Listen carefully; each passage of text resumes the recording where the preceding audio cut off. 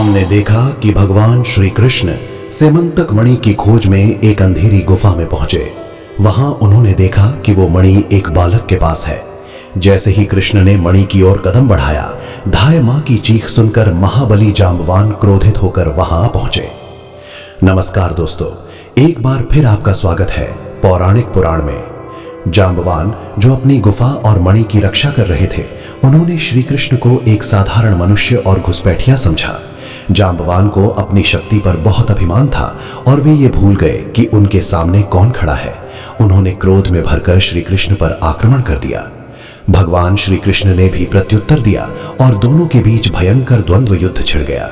ये युद्ध कोई साधारण युद्ध नहीं था। पहले उन्होंने हथियारों से, फिर पत्थरों से, फिर विशाल वृक्षों से और अंत में अपनी भुजाओं यानी मुक्कों से युद्ध किया।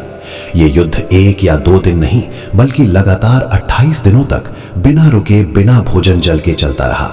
जांबवान त्रेता युग के महायोद्धा थे और उन्हें चिरंजीवी होने का वरदान था। उनमें 10,000 हाथियों का बल था, परंतु श्री कृष्ण के मुक्कों की मार से धीरे धीरे जांबवान का शरीर टूटने लगा।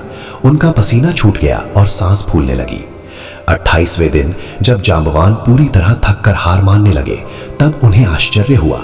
उन्होंने सोचा, मैं त्रेता युग से अब तक अजेय हूं। मेरे स्वामी श्री राम के अलावा त्रिलोक में किसी में इतनी शक्ति नहीं है जो मुझे परास्त कर सके। ये साधारण मनुष्य नहीं हो सकता। तभी जांबवान ने ध्यान से श्री कृष्ण की ओर देखा और उन्हें श्री कृष्ण में अपने आराध्य श्री राम की छवि दिखाई दी। जांबवान तुरंत चरणों में गिर पड़े और बोले, हे प्रभु, मैं आपको पहचान गया। आप ही मेरे स्वामी राम हैं जो अब यदुवंश में कृष्ण बनकर आए हैं। मुझसे घोर अपराध हो गया कि मैंने अपने ही स्वामी से युद्ध किया। युद्ध समाप्त हो चुका है और भक्त ने भगवान को पहचान लिया है। अब जांबवान अपनी भूल के प्रायश्चित के रूप में श्री कृष्ण को क्या भेंट देंगे और सेमंतक मणि के साथ साथ श्री कृष्ण द्वारका क्या लेकर लौटेंगे?